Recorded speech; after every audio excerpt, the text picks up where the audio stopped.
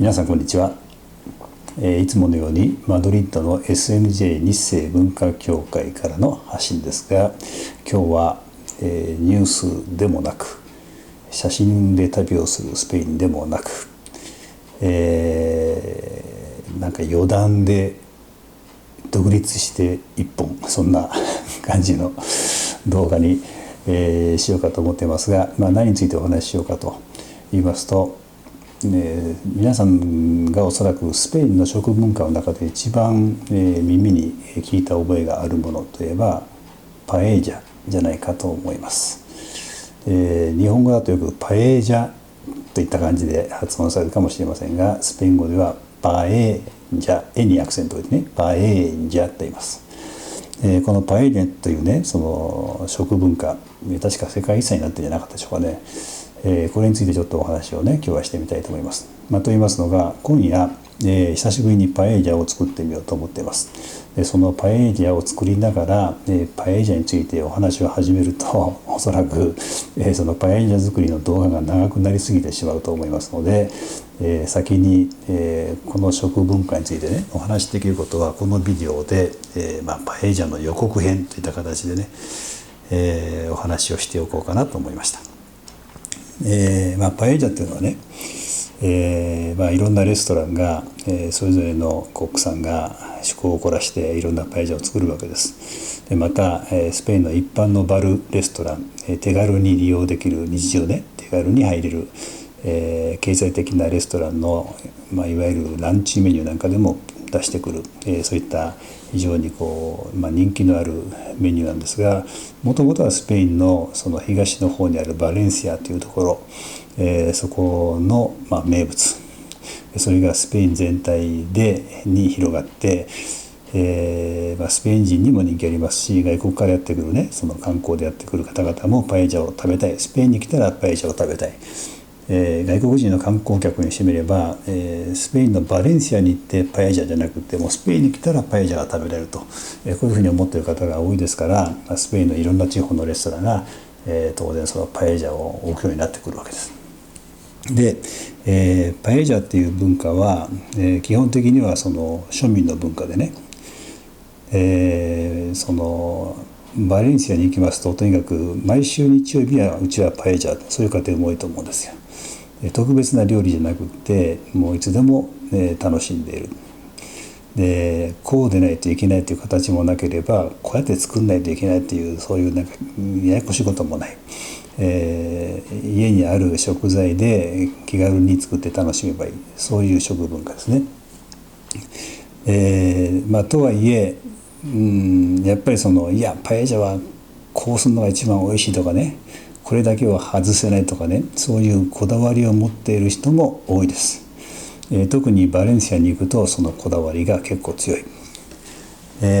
私も長年ね、そのスペインで、いろんな通訳の仕事をしていて、こんな経験がありました。昔日本からやってこられたある業界の方々十数人くらいね、男性ばっかり連れて、バレンシアのその業種のね、その業界の、会社訪問をしました。その時に通訳で行ったんですけども、そのバレンシアの会社の社長が、仕事が終わった後ね、通訳が終わった後、せっかくバレンシアにお越しいただいたんだから、皆さんにバレンシアの最高のパエージャを食べてもらいましょうと言って、我々をレストランに案内してくれました。君たちは何で来たんだっていうから、いやミニバスで来たんだ。そうか、じゃあ俺が車運転して走るからその後をついてこいとかでね、で分かった。でその社長がね、ジャガーのオープンカーに乗ってダーンと飛ばすわけですよ。その後ろをこっちはミニバスで一生懸命追いかけてね、でついていって、海辺のレストランに案内してもらって、そのレストランに入って、で用意してあったテーブルに着く時に、その社長が私に言うわけです。お前は俺の横に座れね。で、通訳ですから社長の横にいた方がいいんでしょうけども、横に座らされて、そして食事が始まって、でその社長が、私に言いました。あなた方日本人も我々バレンシアの人間も非常によく頻繁にお米を食べる。でどちらの人々にとってもお米は大事な文化だ。だけども、日本人にとってのお米よりかバレンシア人にとってのお米の方がより大事なものだ。こう来たわけです。訳せっていうわけですね。何を言い出すんだろうなこのおっちゃんはって感じで、そのまま訳しました。でもね、その日本人にとっての米よりもバレンシア人にとっての米の方が大事だって言われたら、なんとなくこうちょっと言いたくなってくるでしょ。で私もその通訳ですから言われたことを訳せばいいんですけども、なかなかそう機械じゃありませんから、そのまま、直訳するんじゃなくてちょっと待ってって中になってね、いやそんなこと言われたってね、日本人は毎日のようにお米食べてるわけで、バレンシア人は週に1回週末になったらパエリア作るだけ。それで日本人にとってよりも俺たちにとっての方がお米は大事だって言われたら黙っていなくなっちゃいましてね、いやそう言われたって日本人にとってはやっぱり米は大事だよってこうね一言、言っちゃったわけですよね。そうするとそのね社長がね、あの時ねもう待ってましたという感じで、ね、目がキラリと光ったのを私覚えてますけどね、私にそう言わせようと思って言ったんですよね。で彼が言うには、じゃあ聞くけどもあなた方はどうやって米を食べてる。日本人のお米の食べ方はお米をバカにしてる、お米に敬意を表していない、こういうわけです。でなんでだって聞くとね、その辺だったらもう私の通訳の仕事もなんか全然やってなくって、もう彼と二人っきりで話してる感じになっちゃいますけどね、なんでだって言うとね、あなた方日本人はお米を頻繁に食べてるかもしれないけども、お米をお米として楽しんでないっていうんですよ。あなた方はお米は添え物みたいなもんだろう。おかずというものを作っておかずを楽しんで、それと一緒に米を食べてるから、米の味を味わわないでおかずと一緒に米を食べてしまってる。米はなんかこうおまけみたいなものになってる。そう言われてみたらね、白米だけをむしゃむしゃ食べる人はいないかもしれませんから、添え物って言われたら間違ってはいないなと思った。であなた方じゃあバレンシア人はどうやって米に敬意を表して出すんだ。俺たちは米を米として食べるって言うんですよね。で米を米として食べる、おかずと一緒に食べるんじゃなくって米は米として楽しむってわけです。これはね、彼が何を言いたかったかって言いますと、パエリアっていうと皆さんの頭に、想像パッと浮かんでくるのはこういうパエリアのねお鍋に、黄色っぽいご飯があってですね、そこにいろんな海産物がドーッと持ってある、そういったものをイメージされると思うんですが、その彼が言いたかったのは、いわゆるサフラン飯って言ってね、そのいろんな具をいっぱい入れてなくって、サフランの香り味で、もちろん、何かでスープを取るんですけどね、出汁を取るんですけど、そういったもので炊いたサフラン飯のことを多分言いたかったんだと思うんです。それにしたってね、その何かで出汁を取ったわけですし、サフランの味もついてるわけですから、それに比べたらその日本の白米をそのまんま水だけで炊いて、米の味を味わうっていうその文化と比べれば、やっぱり日本人の方が米に敬意を表してんじゃないのかって言い返したくなりましたけど、そこはもう私は仕事をね、そこの社長と喧嘩しに行ったわけじゃありませんから、日本の企業とスペインの企業の間に入ってそこで潤滑油となって、そこの商売がうまくいくように、そのための役割で言ってる、身ですから、そうか分かったって、そこでもうそれ以上突っ込まずに引いた、そんなね、経験があるんですけども、それぐらい何が言いたかったかと言いますと、その米の扱い方、米の文化に対してバレンシアの人の中には、みんながそうじゃないと思いますよ。中には非常にこだわりを、それから誇りを持っている方々がいらっしゃいます。でその時に、彼が言った、もう一つのねお話をよく覚えてるんですけども、今スペイン全国でパエリアを出すレストランが増えてると。でも例えばマドリッドでまともなパエリアを出している店は一軒もないってわけですね。これもちょっとこうね、何とこう言いたくなるわけですが、なんでだかわかるか。そもそもレストランで出しているパエリアはみんなパエリアじゃない。パエリアであるためには絶対に外しちゃいけない条件がある。なんだって、まずこれだけはね外しちゃいけない。ガスの火で作ったものはパエジャとは呼ばない。電気の火で作ったものもパエジャとは呼ばない。パエジャと呼ぶためには唯一使ってもいい火はこれだけだ。この火で作ったものでなければそれは本当のパエジャではないときました。ここで問題です。これで作った火でないと本物のパエジャとは呼べない。これは一体何の火でしょう。当ててみてください。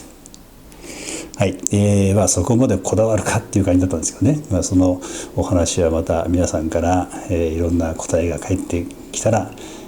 またどこかで答えをね、お伝えするようにしましょう。今度のねこの後のパエジャの作り方編の中でねお話しさせていただいてもいいかもしれません。はい、そこまでこだわる方のお話を置いといて、今日はですね、パエジャ作りの動画を公開する前の予告編として、先に、一つどうしてもお話ししておきたかったのは、そのパエジャを作る時にもう本当に手軽に楽しめるお料理なんですけども、だからこそもう好きな方法で作っていただいていいと思うんですが、一つだけねやっぱり私の中ではこれはちょっと気をつけた方がいいんじゃないかということが、いろんな方々が作ってらっしゃる、これは日本人に限らずスペイン人の作り方、を見ていても、スペインのそのレストランで出てくるパエジャを食べてみてもよく感じることがあるんです。多くの方が犯している失敗、それはもう料理の世界では、やっぱり外せない、ポイントなんです。私にとってはね外せないところなんですね。それは何かって言いますと、日本風に言えば炊き込みご飯みたいな感じの、お料理ですけども、その炊き込みご飯のような料理を作る時にパエジャの場合、日本の炊き込みご飯っていうのはなんかもう本当にいろんなものが五目飯みたいな感じで入ってて、炊き込みご飯っていう感じで出てくるのが普通ですが、パエジャの場合はこういうお鍋にですねその炊き込みご飯みたいなものが入っていて、その上に、立派な手長エビだとかね、ロブスターだとかね、そういったものが乗っかって出てくるでしょう。あるいはムール貝だとかね、そういったものがを乗っけて出すんであればやっぱり一言言いたいのは、その目だけを楽しませてくれるんじゃなくて、食べ物なんだからやっぱり口も楽しませてほしい。ところが、見た目は立派なのに食べてみると、乗っかっていったエビを一生懸命手を汚してね食べてみるとね、なんだこれ美味しくないじゃないかってよくあるんですよ。それはその時の大きな理由は、例えばそのエビの鮮度が落ちていた、これはもう論外ですけどね、そういうお話をしてるんじゃなくて、せっかく目を楽しませてくれた具を食べて美味しくない時の一番の理由は、多くの方々がやってしまっているこれ失敗なんですが、その具のまず火の通り具合は火が通り過ぎてる。それからもう一つはその具材となっているものが火が通り過ぎているだけじゃなくって出し殻になってしまっていて、そのうまみ成分が全部お米の方に行ってしまって、その目を楽しませてくれた大きな食材が、目立っている食材の味がもう抜けてしまっている。火が通り過ぎてカスカスになってるわ、味は抜けてしまってるわ、見かけだけがきれいで美味しくないって、こういうパエジャに何回も今まで遭遇してるんです。つまり、パエジャを作る時に気をつけないといけないことは、お米を食べた時にお米を美味しく感じさせてくれるための味を出すものは何なのか、それから、目を楽しませてくれるのはいいけども、食べ物なんだから美味しくなかったら仕方がない、意味がないわけで、目を楽しませてくれてなおかつ、それを食べた時に美味しく感じる、そのために置く具材は何なのかということを最初にちゃんと頭の中で決めていただいて、味が抜けてしまわない、そしてちょうど食べ頃の火の通り具合、そういう、原則を守った上の飾り付けをしていただきたい。食べる側としてはこれは外せないポイントじゃないかと思います。ということで、そのお米全体を日本風に言えば炊き込みご飯となっている部分をいかにして美味しいものにするか、それからそれとは別に飾り付けて目を楽しませてくれて、なおかつそれを個別に食べた時にとってもいい仕上がりになっている、そういう、2つのバランスが取れたパエジャを作る。これが、家庭で、気軽に楽しむ時でも、できれば外してほしくない、大事な点じゃないかと思います。それだけ気をつけていただければ、ものすごく今までもしかしたらそれ気にせずに作ってらっしゃった方は、それだけ気をつけていただければ、もう一気にレベルが高いパエジャに変身すると思います。でそれどうすればいいか、単純に言えばね、その最初に具材を分けるんですよ。これは、お米と一緒に使う具材、これはお米とは別に使う具材ね。でお米とは別に使う具材っていうのは、加熱調理する必要がある具材っていうのは、これからパエジャを作ろうと思っているこの鍋を使って、そこで先に加熱調理を行って、それはもうそこから揚げてお皿に取っておくわけです。味もつけてね、最高の火の通り具合にしてそれは取っておくわけです。そしてそれとは別の具材でパエジャを作るわけです。そして、パエジャが仕上がる直前に最初にもう出来上がっていた作っといた具材を並べて、冷めてしまってますからね、それを並べて最後に温めるために並べて、そして仕上がりに持っていくわけです、ね。これを守っていれば、目だけを楽しませて飾りで終わってしまうんじゃなくて、本当に美味しいパエジャができると思います。あとね、ものすごく気をつけていただきたいのは貝を使う時、これが大体ものすごく残念な、結果となっているパエジャが多いんです。中に入っている貝、多分日本で、殻付きのムール貝なんていうのはそうどこにでも売ってるもんじゃないでしょうから、無理して買ってくる必要ないと思います。日本のアサリってのは抜群に美味しいいい味が出ますから、アサリが入ってればもういい味はもう十分に出ると思うんですが、アサリをパエジャに入れてしまってグツグツやってる人、これはダメです。これはもう本当にもったいないです。アサリはもう完全に火が通り過ぎて、プリプリ感なんてなくなってますしね、で出し殻になってますしね。そうじゃなくって、日本で例えば居酒屋メニューでアサリの酒蒸しってあるでしょ。アサリの酒蒸し、あれは素晴らしい文化ですよね。日本だけじゃないですよ。スペインでもアサリのワイン蒸しってありますけども、あれは日本だったらお酒、こっちだったら白ワインで、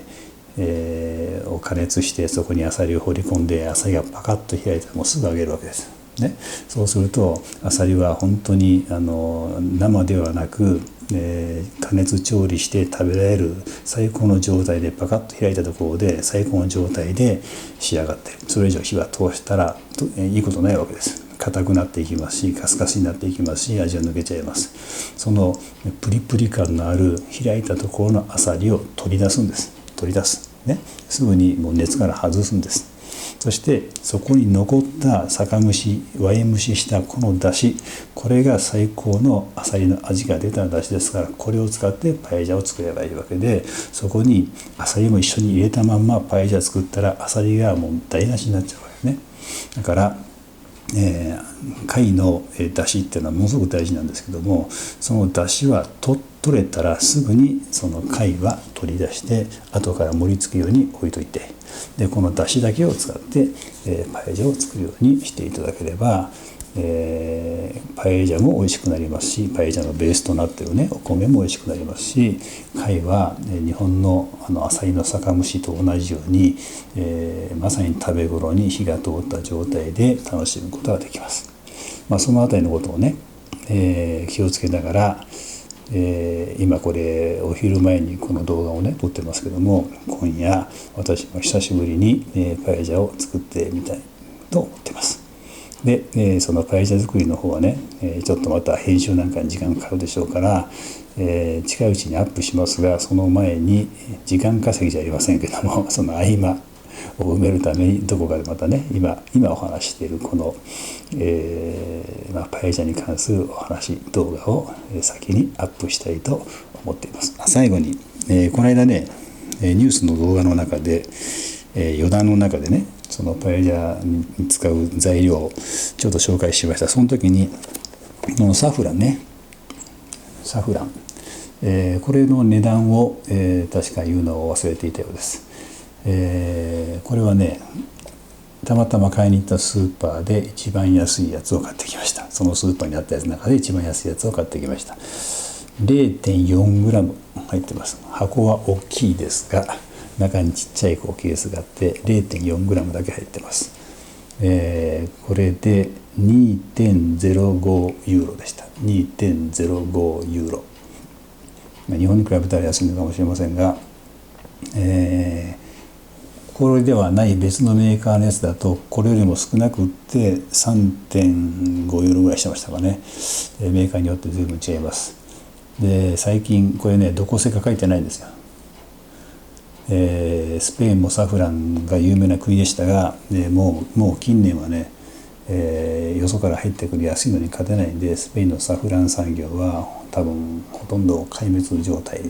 ほとんど作ってるとこはないと思います。ということでこれもほぼ間違いなく輸入物だと思います。でもサフランはね、色をつけるもんだと思ってる方は大間違いですよ。サフランを使うと使わないではもう香りも色じゃなくて味も全然違います。でサフランを、あまりケチらずにちゃんと使って、パエジャを作るともうその日一日家の中中全部この広いメンバーズハウスの中がサフランの香りで充満するぐらい、それぐらいいい香りね、それぐらいやっぱり珍重されてるだけあって美味しい食材だと思います。はい、ということで今日は、パエジャ作りの、前の予告編を兼ねたパエジャ文化についての、お話でした。それでは今度はパエジャ作りの動画でお会いしましょう。